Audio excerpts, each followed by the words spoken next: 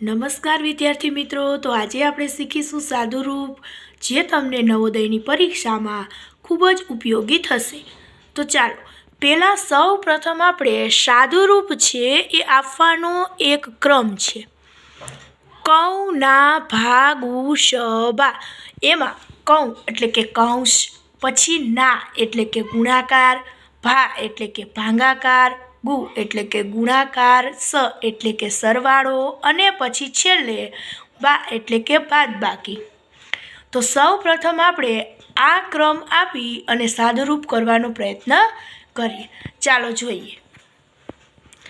15 ભાગ્યા, પછી જો કૌંસમાં આપેલું છે 8 - 5 વત્તા 5 ગુણ્યા 7 - 45 વત્તા 10.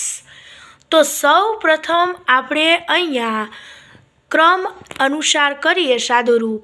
તો પહેલાં આપણે સૌથી પહેલાં કૌંસ છોડવો પડે. તો કૌંસ છોડીએ તો 8માંથી 5 જાય તો 3 વધશે.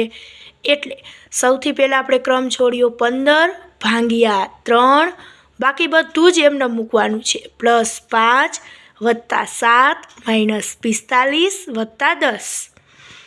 હવે એના પછી જો કૌંસ પછી આપણે કરવાનું છે ભાગાકાર. તો અહીંયા 15 ભાગ્યા 3 છે, તો 15 ભાગ્યા 3 આપણે કરીએ એટલે 5.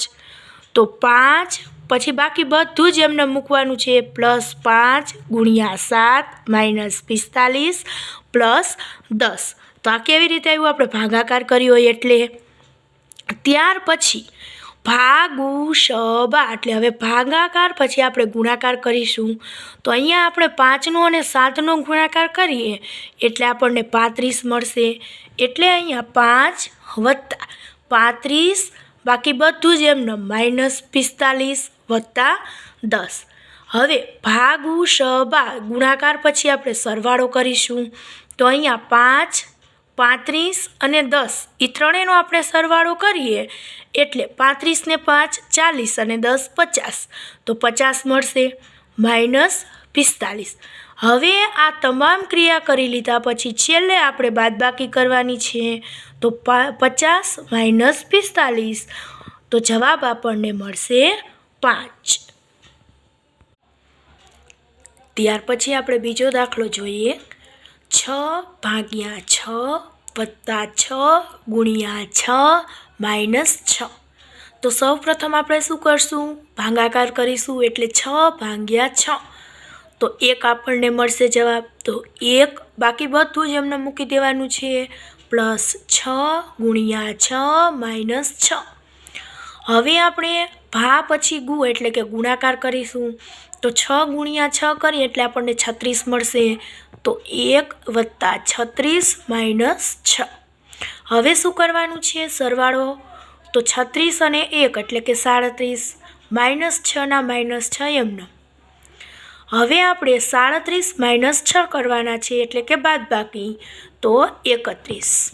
ત્યાર પછી જોઈએ 8 વત્તા 8 -8 ગુણ્યા 8 ભાગ્યા 8. તો સૌ પ્રથમ આપણે શું કરીશું? ભાગાકાર એટલે કે 8 ભાગ્યા 8 કરીએ એટલે આપણને જવાબ મળશે 1, બાકી બધું જ એમને 8 વત્તા 8 -8 ગુણ્યા 1. હવે ભાગાકાર પછી આપણે 8 ને 1નો શું કરીશું? તો ગુણાકાર કરીશું. તો 8 ગુણ્યા 1 એટલે કે 8. તો 8 વત્તા 8 -8. હવે આપણે ગુણાકાર પછી સરવાળો. તો 8 + 8 એટલે 16 -8. તો 16માંથી 8 જાય એટલે છેલ્લે આપણે બાદબાકી કરી અને જવાબ મળશે 8. ત્યાર પછી જોઈએ 103 વત્તા 91 ગુણ્યા કૌંસમાં 2 વત્તા 8. હવે અહીંયા આપણને બે અલગ અલગ કૌંસ આપેલા છે. તો પહેલાં આપણે પહેલા કૌંસ છે એનો સરવાળો કરી લઈએ. તો 103 વત્તા 91 એટલે 194 ગુણ્યા, હવે બીજા કૌંસ છે એ છોડીએ એટલે કે એ બંનેનો સરવાળો કરી લઈએ. તો 2 વત્તા 8 એટલે કે 10. હવે એ બંનેનો ગુણાકાર કરી લેવાનો. તો 194 ગુણ્યા 10 એટલે કે 1940. હવે ઘણી વખત તમને કેવી રીતે પૂછાય કે એક જ દાખલામાં તમને અલગ અલગ 3-4 પ્રકારના કૌંસ આપેલા હોય. તો પહેલાં છે એક સાદો કૌંસ આપેલો હોય, પછી એક છગડીયો કૌંસ આપેલો હોય, પછી એક મોટો કૌંસ આપેલો હોય. તો જ્યારે તમને આવી રીતે એક કરતાં વધારે કૌંસનો ઉપયોગ કરેલો હોય દાખલામાં, તો પહેલાં સૌ પ્રથમ તમારે સાદો કૌંસ છોડવાનો છે, બરાબર? એટલે કે જે આપણે ઉપયોગમાં લઈએ છીએ એ કૌંસ. પછી બીજો કૌંસ આ પ્રકારનો હોય, છગડીયો કૌંસ. તો પછી છગડીયો કૌંસ છે એને છોડવાનો, અને ત્યાર પછી છે મોટો કૌંસ. ત્યાર પછી મોટો કૌંસ છોડવાનો. તો ચાલો મિત્રો આવો એક દાખલો જોઈ લઈએ. તો 15 વત્તા, પછી જો છગડીયા કૌંસમાં આપેલું છે 7 માઇનસ, પછી સાદા કૌંસમાં આપેલું છે 16 ભાગ્યા 4, અને પછી છગડીયો કૌંસ, પછી મોટો કૌંસ આપેલો છે ગુણ્યા 5. તો સૌ પ્રથમ આપણે શું કરીશું કે અહીંયા આ જે સાદો કૌંસ છે 16 ભાગ્યા 4 એ છોડીએ, એટલે 16 ભાગ્યા આપણે 4 કરીએ તો કેટલા મળે? 4. તો બીજું બધું જ એમને મૂકી દેવાનું છે. મોટો કૌંસ 15 વત્તા છગડીયા કૌંસમાં 7 માઇનસ 16 ભાગ્યા 4 એટલે 4 મળ્યા. છગડીયો કૌંસ, પછી મોટો કૌંસ ગુણ્યા 5. હવે શું કરવાનું છે? તો હવે આપણે આ છગડીયો કૌંસ જે છે એને છોડીએ, એટલે 7 માઇનસ 4 એટલે મળશે આપણને 3. બાકી બધું એમનેમ. તો મોટા કૌંસમાં 15 વત્તા 3 ગુણ્યા 5 એટલે આપણે અહીં છગડીયો કૌંસ છોડ્યો. હવે મોટો કૌંસ છોડવાનો છે, એટલે કે 15 વત્તા 3નો કૌંસ છોડીએ તો 15 અને 3 કેટલા થાય? 18. તો 18 ગુણ્યા 5. તો 18 ગુણ્યા 5 કરીએ એટલે છેલ્લે આપણે ગુણાકાર કરી અને જવાબ મળશે 9. હાલો ત્યાર પછી હજી એક આવો આપણે જોઈ લઈએ દાખલો. તો 36 માઇનસ મોટા કૌંસમાં 18 વત્તા છગડીયા કૌંસમાં 14 માઇનસ સાદા કૌંસમાં 15 માઇનસ 8 ભાગ્યા 4 ગુણ્યા 2. સાદો કૌંસ પૂરો, પછી છગડીયો કૌંસ અને મોટો કૌંસ. હવે અહીંયા આપણને સાદા કૌંસમાં એક કરતાં વધારે આપણને નિશાની આપેલી છે, માઇનસ, ભાગાકાર, ગુણાકાર. તો સૌ પ્રથમ આપણે ભાગુ સબા ક્રમ અનુસાર કરીશું. તો સૌથી પહેલાં આપણે 8 ભાગ્યા 4 કરીએ એટલે જવાબ મળે આપણને 2. બાકી બધું જ એમને મૂકી દેવાનું છે. તો 36 માઇનસ 18 વત્તા 14 માઇનસ 15. હવે 8 ભાગ્યા 4 કરીએ એટલે 2 મળ્યા. તો 2 ગુણ્યા 2. ત્યાર પછી આપણે હવે આ સાદા કૌંસની અંદર આપણે ગુણાકાર છે તે કરી લઈએ. તો 2 ગુણ્યા 2 એટલે મળશે આપણને 4. બાકી બધું જ એમને મૂકી દેવાનું છે.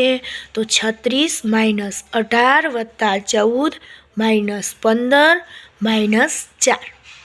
હવે સાદા કૌંસની અંદર માત્ર એક જ નિશાની છે કે બાદબાકીની. તો 15માંથી 4 જાય એટલે 11. તો બાકી બધું એમને 36 માઇનસ મોટા કૌંસમાં 18 વત્તા છગડીયા કૌંસમાં 14 માઇનસ 11. છગડીયો કૌંસ પૂરો અને પછી મોટો કૌંસ પૂરો. હવે આપણે છગડીયો કૌંસ છોડવાનો છે, એટલે કે 14 માઇનસ 11.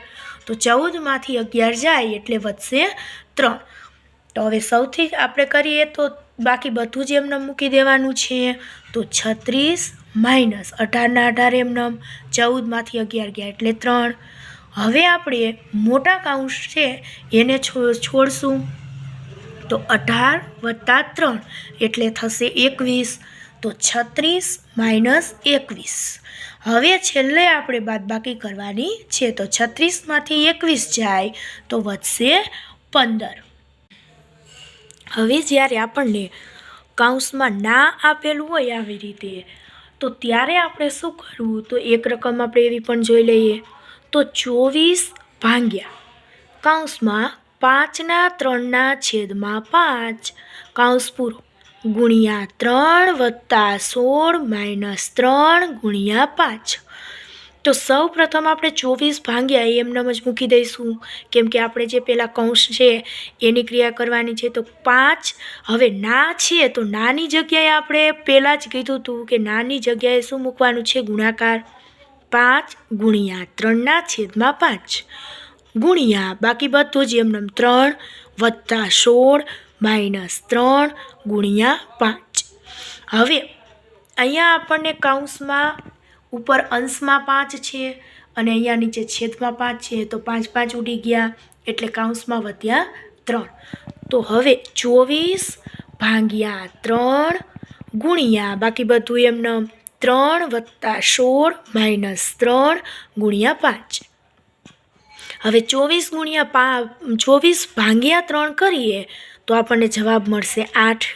બાકી બધું એમનેમ 3 પ્લસ 16 માઇનસ 3 ગુણ્યા 5. હવે આપણે 8 અને 3 એ બંનેનો ગુણાકાર કરીએ તો 8 તરી 24 બધું એમનેમ પ્લસ 16 માઇનસ 3 ગુણ્યા 5નો ગુણાકાર કરીએ એટલે માઇનસ 15.